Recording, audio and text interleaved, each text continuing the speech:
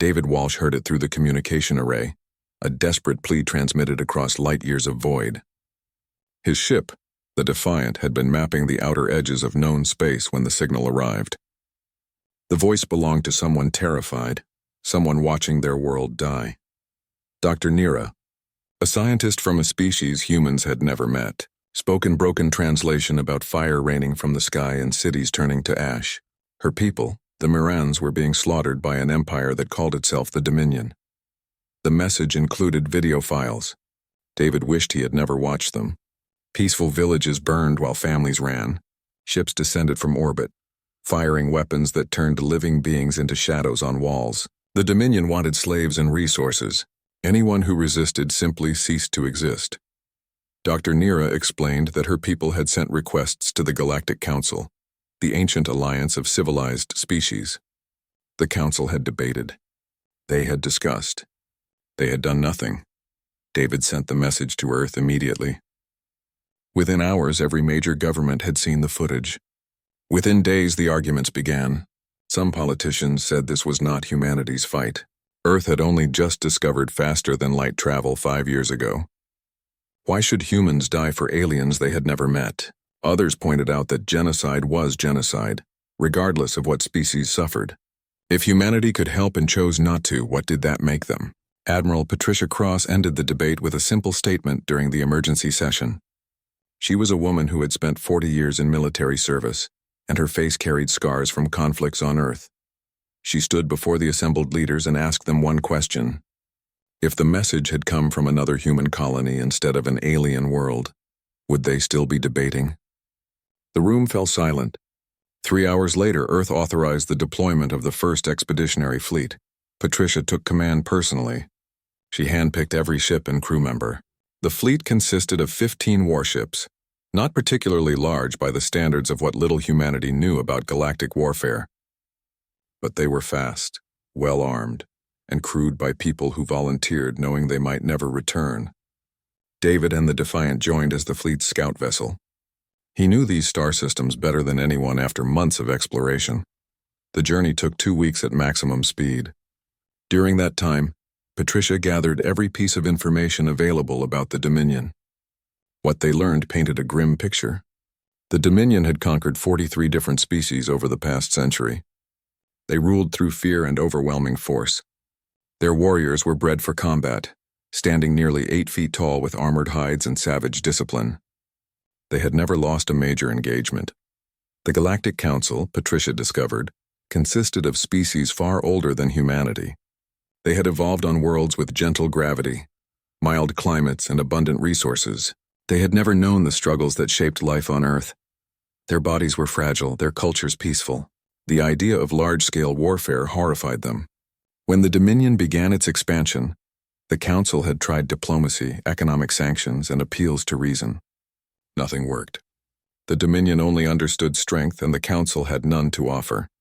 Dr. Nira's latest transmission arrived as the human fleet approached Miran space.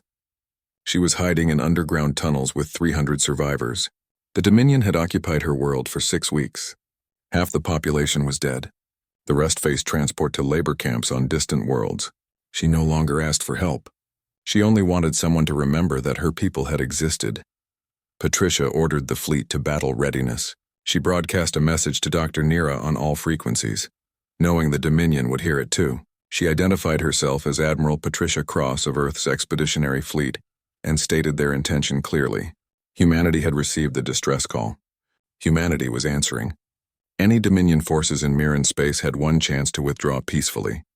The message ended with coordinates for the Dominion commander to send their response. The response came in the form of 3 warships moving to intercept. They were massive vessels, each one larger than Patricia's entire fleet combined. They broadcast their own message in return. The Dominion did not recognize Earth's authority. Humans were an unknown species from an unmapped world. They should return to their little planet and forget what they had seen. This sector belonged to the Dominion now. Any interference would result in the complete destruction of the human fleet and the addition of Earth to the Dominion's growing empire. David watched from the Defiant sensors as the Dominion ships advanced. They moved with confidence, clearly expecting the human vessels to flee. Instead, Patricia gave the order that would change galactic history. The human fleet did not retreat. They did not hesitate. They accelerated directly toward the enemy, weapons charging, crews ready. The Dominion had never encountered a species quite like humanity. They were about to learn what happened when you threatened a world that had survived ice ages, plagues, and countless wars against itself. They were about to meet Earth's children, and Earth's children were very, very angry. 3 massive warships against 15 smaller human vessels should have been a massacre. The Dominion crews had conquered dozens of species. They knew how space combat worked. You positioned your larger ships, used superior firepower, and overwhelmed the enemy before they could react. Every species in the galaxy followed these rules. Humanity apparently had never read them. Patricia's fleet split into groups the moment the Dominion opened fire. Instead of forming a defensive line, human ships scattered in seemingly random directions. The Dominion's massive cannons tracked targets but kept missing as smaller, faster vessels wove through their firing solutions. Then the human ships started shooting back. Their weapons were less powerful, but they aimed for specific points, weak spots in armor and shield generators. The Dominion lost their first ship when repeated strikes overloaded its main reactor. The second ship fell to a tactic no galactic species had attempted in recorded history. 2 human destroyers flew directly at the Dominion vessel at full speed, firing constantly. The Dominion crew assumed they would break off before collision. Human ships did not break off. They slammed into the enemy hull at tremendous velocity, while their crews had already evacuated via escape pods. The explosion tore the Dominion ship apart. The third ship tried to retreat. Patricia did not let it. Her fleet pursued relentlessly, and David's Defiant managed to disable its engines with a lucky shot. The Dominion crew surrendered the first time they had ever done so in battle.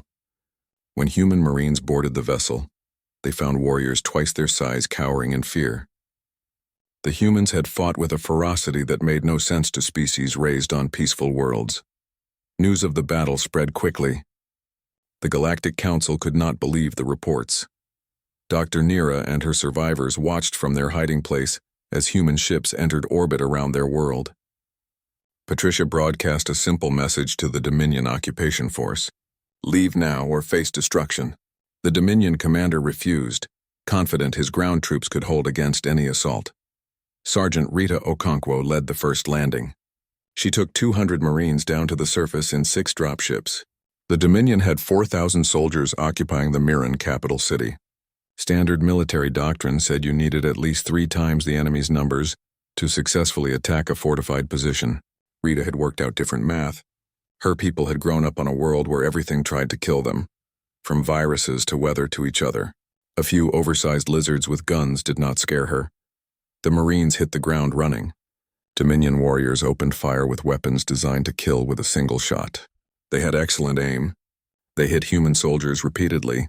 Then they watched in horror as those same soldiers kept fighting. Humans wore armor, but more importantly, humans could survive damage that would drop any other species. A Dominion warrior shot 3 times would be dead or dying.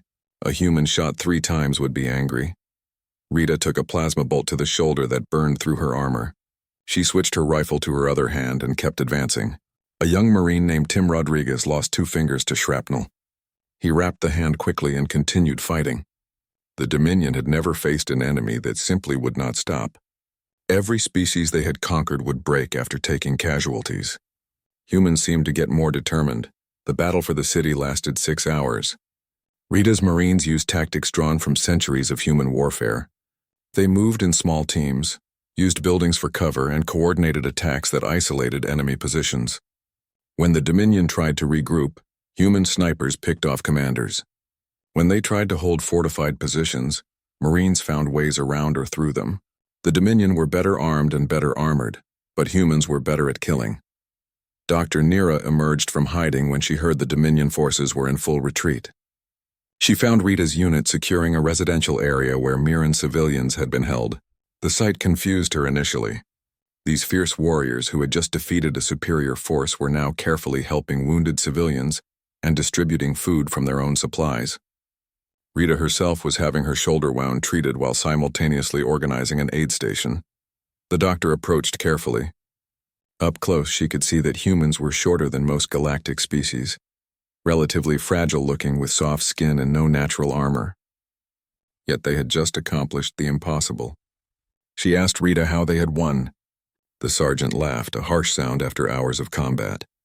She explained that humans came from a death world, though Rita did not use that term. She just described Earth, a planet with extreme temperatures, dangerous weather, aggressive predators, and diseases that killed millions.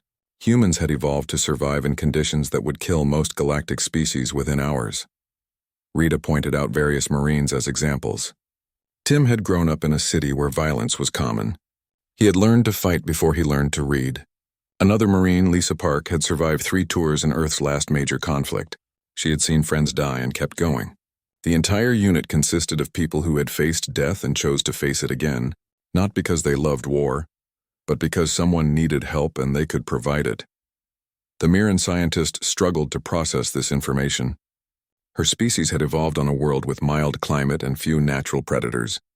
The harshest thing they experienced was occasional drought. The idea of an entire planet that constantly tried to kill its inhabitants seemed horrific. Yet that horror had forged a species capable of fighting when others could not. More human ships were landing now. Admiral Patricia had committed the entire fleet to liberating the Mirren world. Within 2 days, the Dominion presence was eliminated.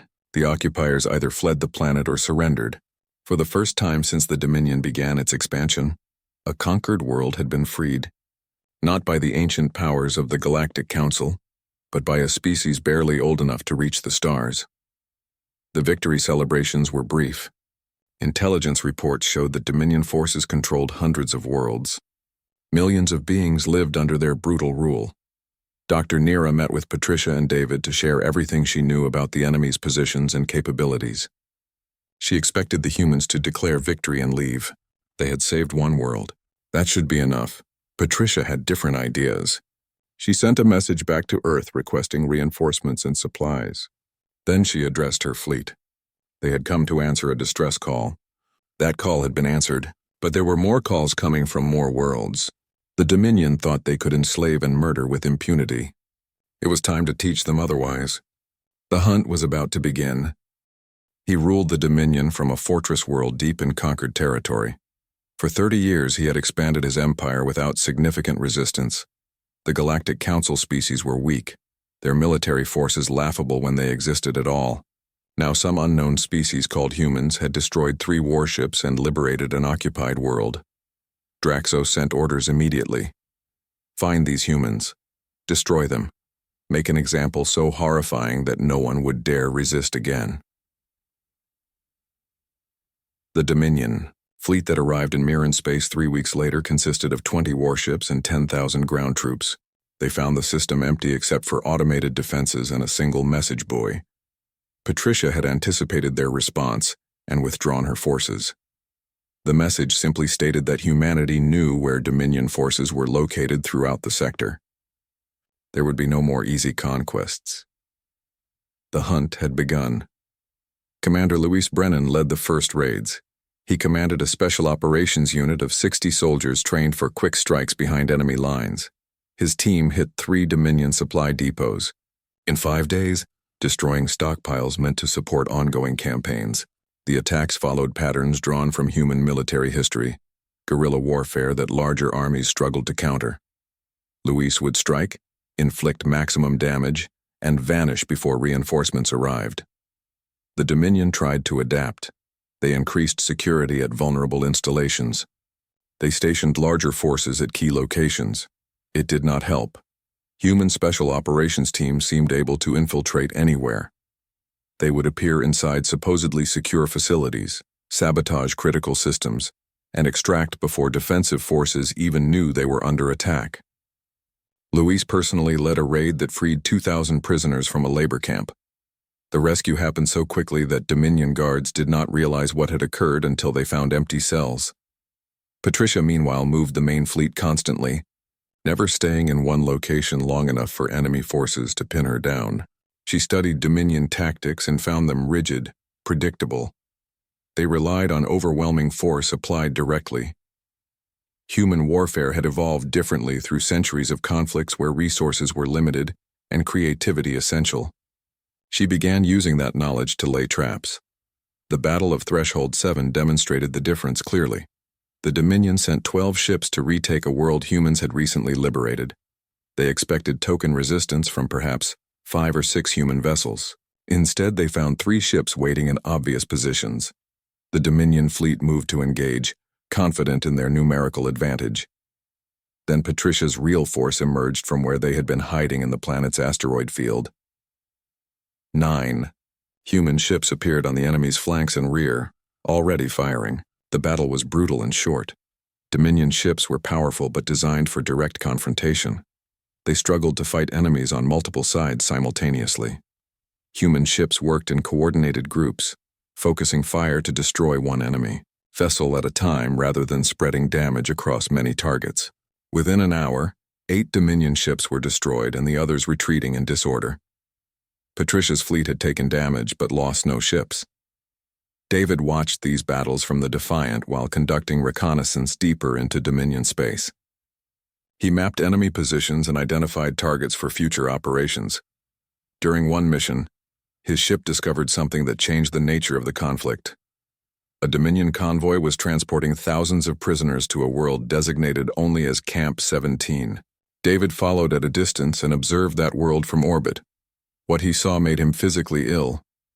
Camp 17 was not a labor camp. It was an extermination facility. The Dominion brought species they considered unsuitable for slavery and systematically killed them. Entire populations were being erased. David reported his findings immediately, including detailed scans and images. The information spread rapidly through human forces. Soldiers who had been fighting to help strangers now fought with personal fury. They had seen this before in their own history, the industrial-scale murder of people deemed inferior.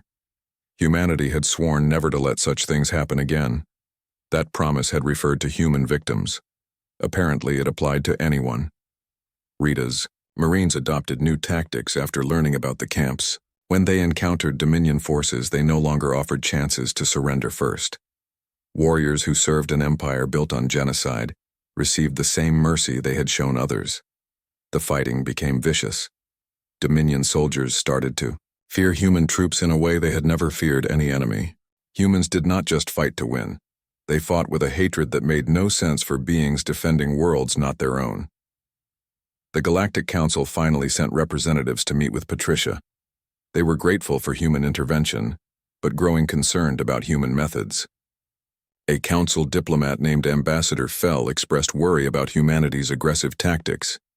Patricia listened politely, then asked the ambassador how many council species had military forces capable of fighting the Dominion.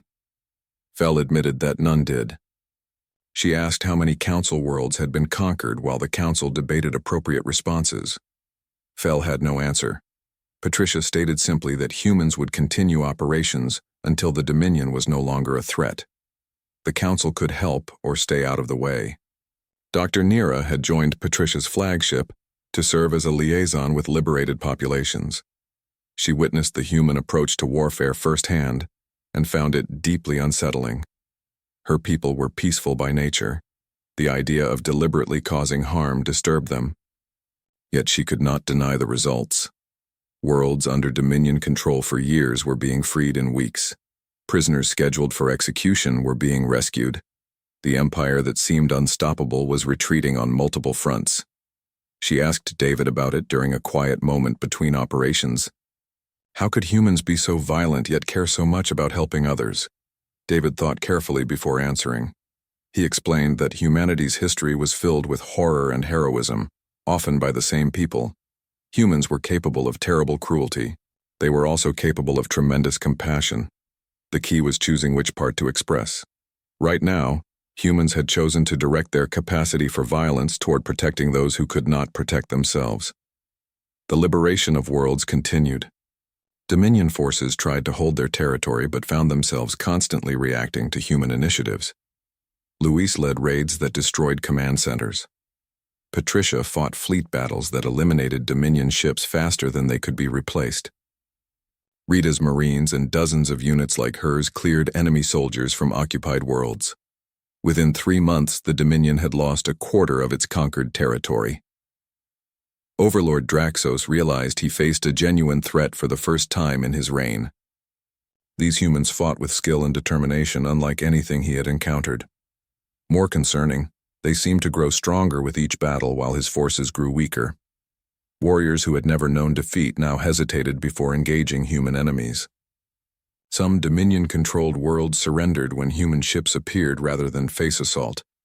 The Overlord made a decision. He would unleash weapons previously held in reserve, terrible devices that could destroy entire planets. If he could not hold his empire, he would make humanity pay such a terrible price for their interference that they would beg for peace. He sent orders to his fleet commanders: prepare the planet killers. Show these upstart humans what true power looked like. The weapons were massive dreadnought ships, each one capable of cracking a planet's crust and rendering it uninhabitable. The Dominion had built 7 of them over decades of conquest but never needed to use them. The threat alone had been sufficient. Now Overlord Draxos was positioning them throughout contested territory. His message was clear: resist and watch your worlds burn. Patricia called an emergency meeting with her senior commanders. David argued for immediate withdrawal. Humanity lacked weapons that could counter planet killers. Engaging them would be suicide. Luis disagreed. If they retreated, the Dominion would slaughter every population humans had liberated. They had to at least try. Rita said nothing at first, simply staring at tactical displays showing millions of civilians in potential target zones. Then she asked Patricia what Earth would do if someone threatened to destroy it. Patricia knew the answer. Earth would fight until nothing remained. She made her decision. The fleet would advance, not retreat. Reinforcements had arrived from Earth over the past months.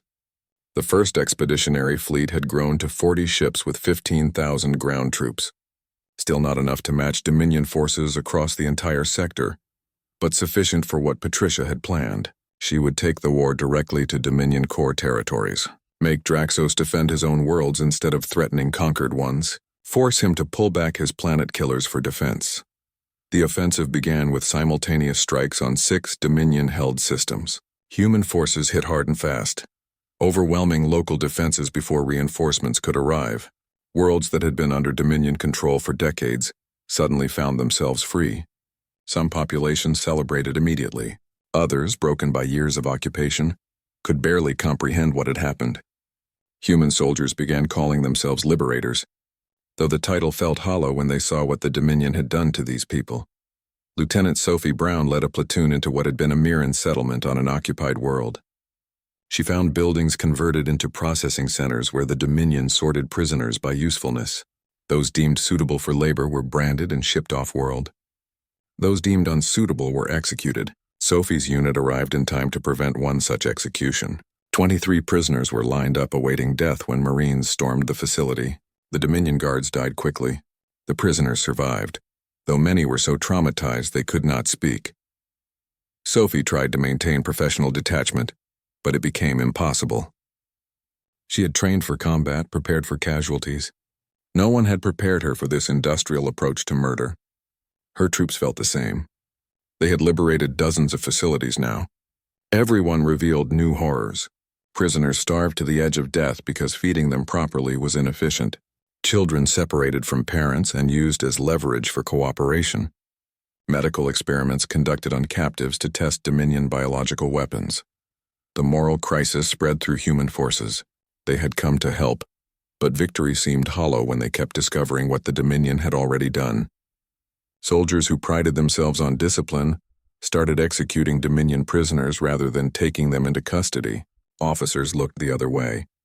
Command struggled to maintain rules of engagement when every new discovery made those rules feel absurd.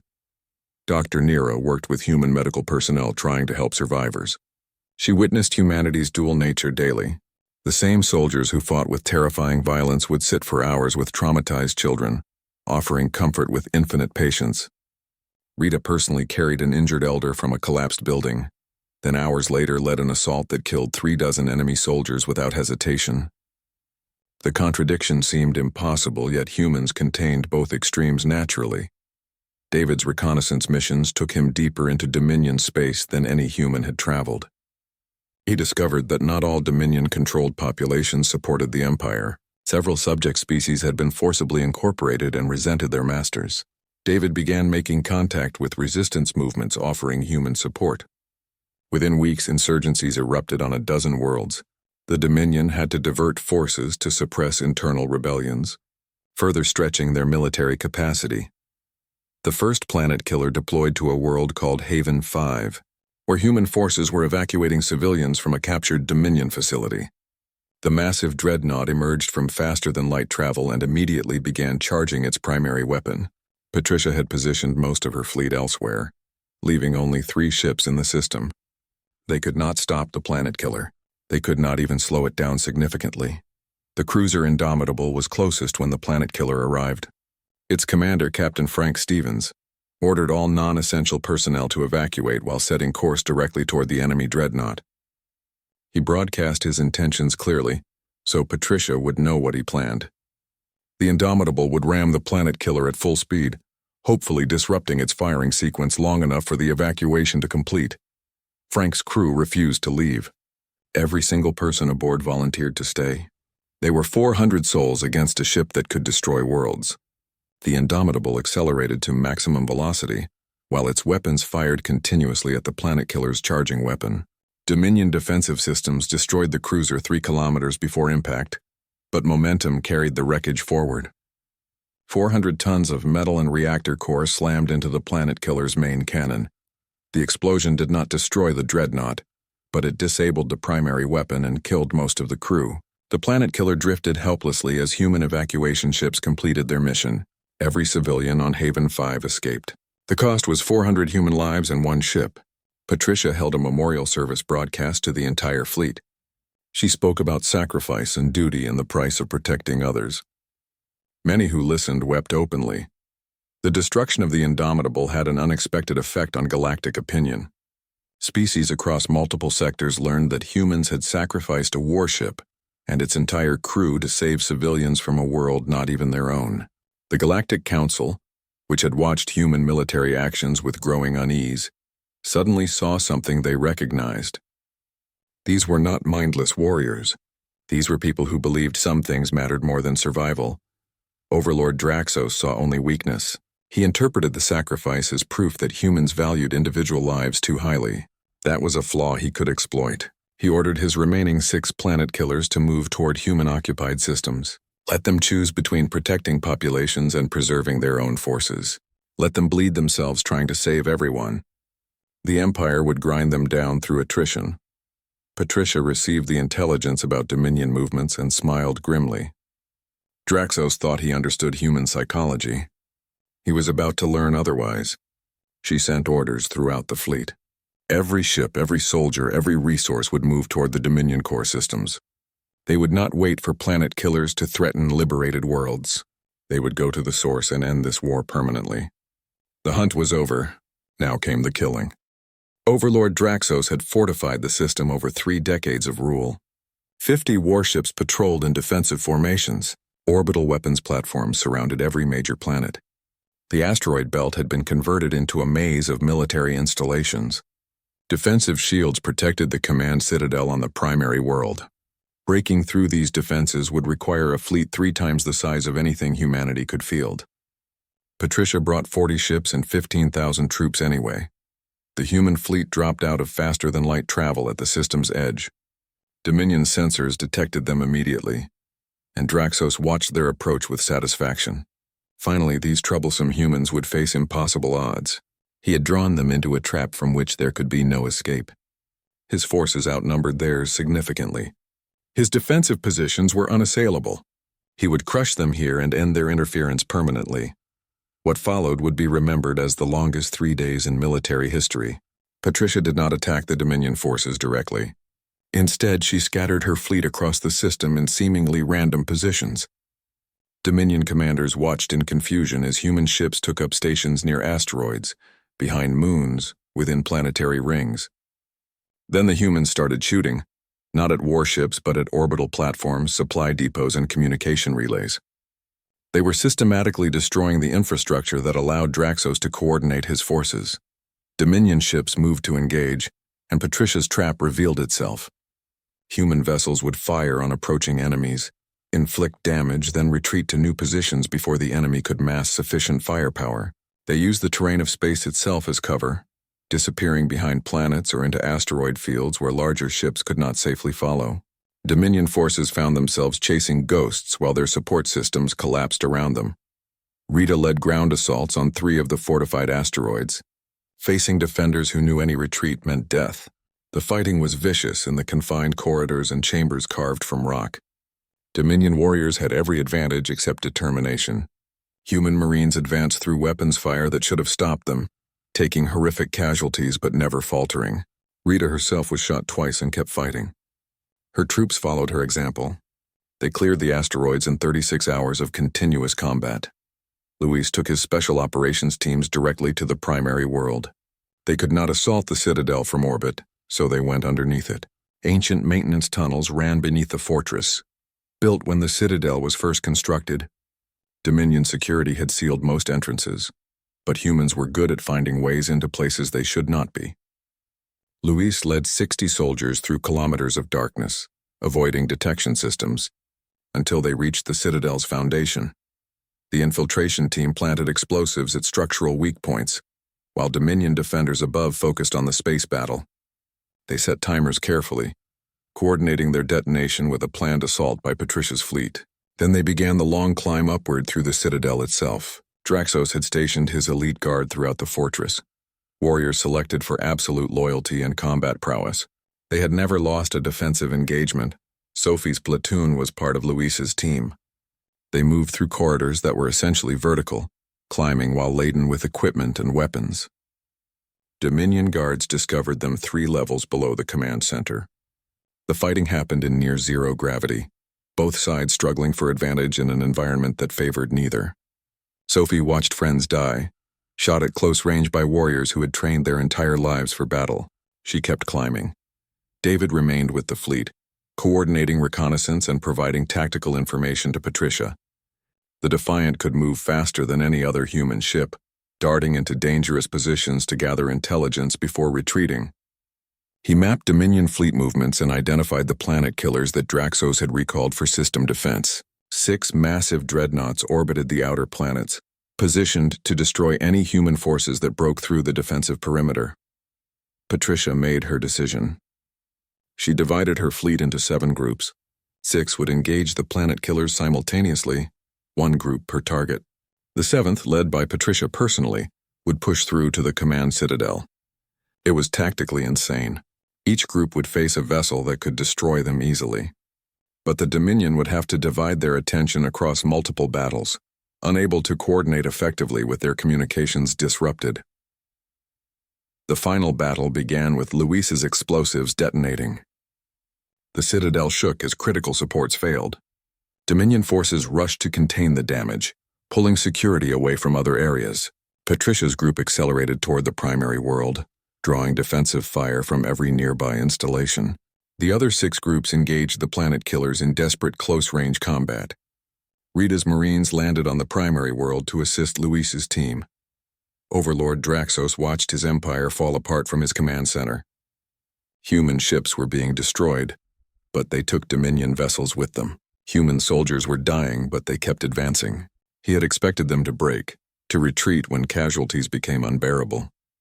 Instead, they seemed to fight harder. 3 planet killers were crippled or destroyed within the first day. The defensive fleet was scattered across the system, unable to mass their numbers effectively. Luis reached the command center with 30 soldiers remaining from his original 60. They faced Draxos's personal guard, 50 warriors standing between humanity and the Overlord. The battle lasted 20 minutes. When it ended, Luis had 8 soldiers left standing. Draxos himself stood in the center of his command room, surrounded by dead guards, facing exhausted humans who should not have been capable of what they had just accomplished. David arrived with Rita's Marines as backup, finding Luis's team securing the command center. Draxos demanded to speak with whoever led this assault. David contacted Patricia, who was fighting a running battle against Dominion cruisers trying to reach the planet. She gave David authority to negotiate surrender terms. David found himself face to face with the Overlord who had ordered the deaths of millions. Draxos looked at the human with genuine curiosity. He asked David why his species fought so hard for strangers. What possible benefit could humans gain from liberating worlds they had no connection to? The cost in lives and resources was tremendous. Surely Earth had better uses for its military power than defending aliens. David thought about all the things he had seen over the past months. The death camps, the survivors, the gratitude in Dr. Nira's eyes when her world was freed. He told Draxos that humanity had learned painful lessons from its own history. They knew what happened when good people did nothing while evil spread. They knew the cost of looking away while others suffered. Earth had decided that never again meant never again for anyone, not just humans. They would pay any price, accept any sacrifice to prevent what the Dominion had done to this galaxy. Draxos could not comprehend such thinking. His empire was built on power and self-interest. The concept of fighting for abstract principles made no sense. Yet here stood proof that such thinking existed. Humans had nearly destroyed his entire military force to free species they barely knew. He asked David what would happen now. David said that depended on Draxos. Surrender and face justice. Refuse and die here.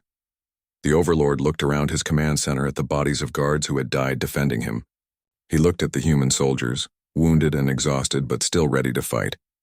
He accessed the tactical displays and saw his fleet in ruins. His planet killers destroyed or captured. His empire collapsing. For the first time in 30 years, Draxos felt fear. He gave the order for all Dominion forces to cease combat and surrender to human authority. The battle for Throne's Reach ended 72 hours after it began. Patricia's fleet had lost 12 ships and 7,000 personnel. Dominion forces had lost everything. Word of the surrender spread rapidly through the remaining Dominion territory. Within days, every occupied world saw its garrison lay down arms. The empire that had seemed invincible had broken against humanity's refusal to quit. Rita walked through a Mirren city rebuilt after Dominion occupation, watching children play in streets that had been battlefields months earlier. Her shoulder still ached where she had been shot, a permanent reminder that would probably never fully heal. Around her, former soldiers tried to remember what peace felt like. Some succeeded. Others carried invisible wounds that no doctor could treat. The cost of victory was counted not just in the dead but in those who survived changed forever. Sophie spent her days working with freed prisoners, helping coordinate their return to homeworlds or relocation to safer systems. She met species she had never known existed, heard stories of suffering that would haunt her dreams for years. A young child from a species called the Varen asked her why humans had come to help. Sophie struggled to answer in words the child would understand. Eventually, she said that sometimes doing the right thing was reason enough. The child seemed satisfied with that explanation, though Sophie herself was not. David returned to exploration work, mapping systems beyond former Dominion space.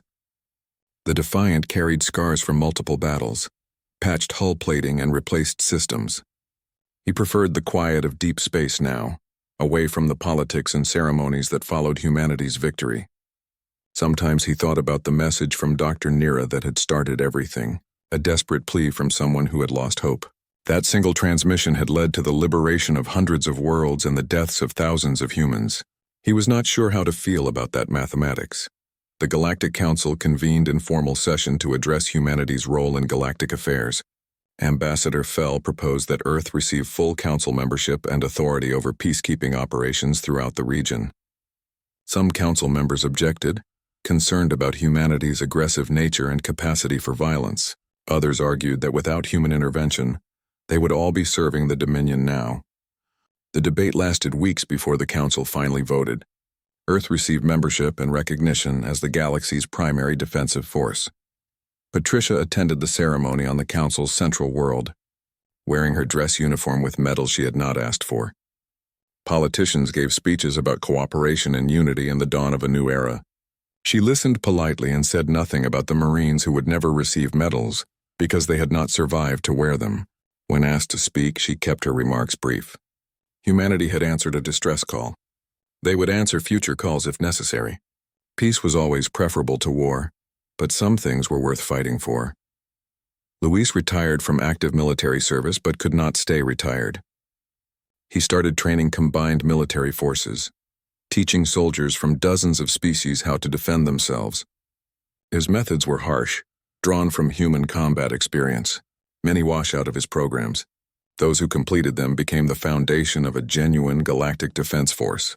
Luis told his students that he hoped they would never need to use what he taught them. He also made sure they could, if necessary, Dr. Nira became the Mirren representative to Earth, an ambassador between humans and the species they had helped.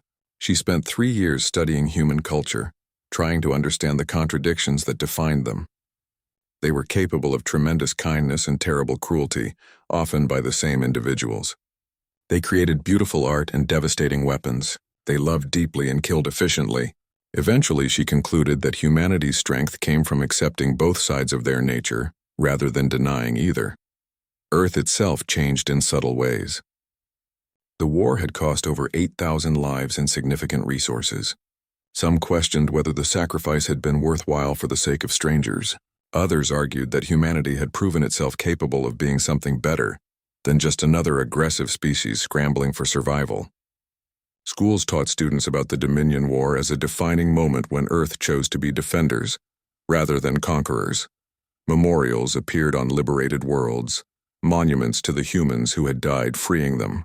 The names were carved in stone and metal, thousands of individuals from dozens of nations who had volunteered to fight in a war that was not their own.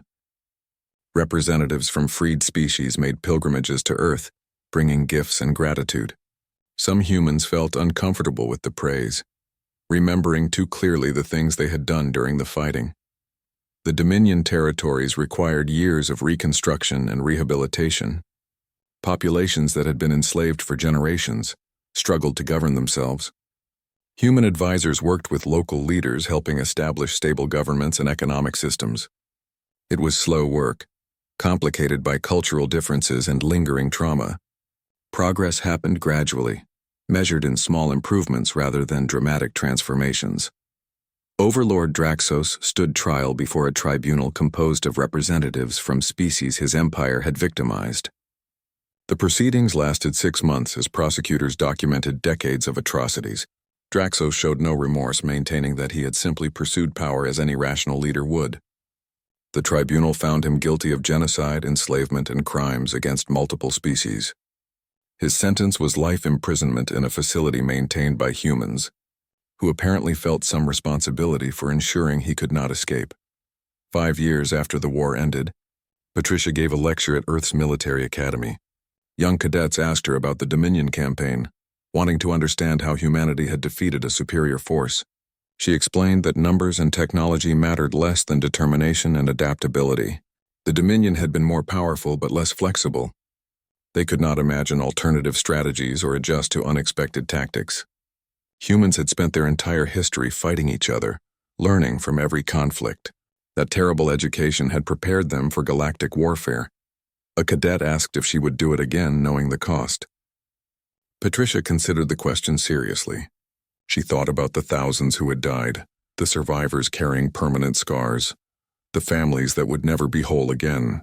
Then she thought about the millions who had been saved, the worlds freed from occupation, the species that still existed because humanity had intervened. She said yes, she would do it again. Some prices were worth paying.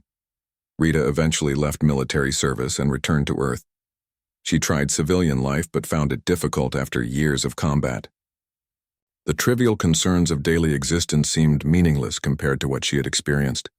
She started working with other veterans, people who understood what war did to those who fought it.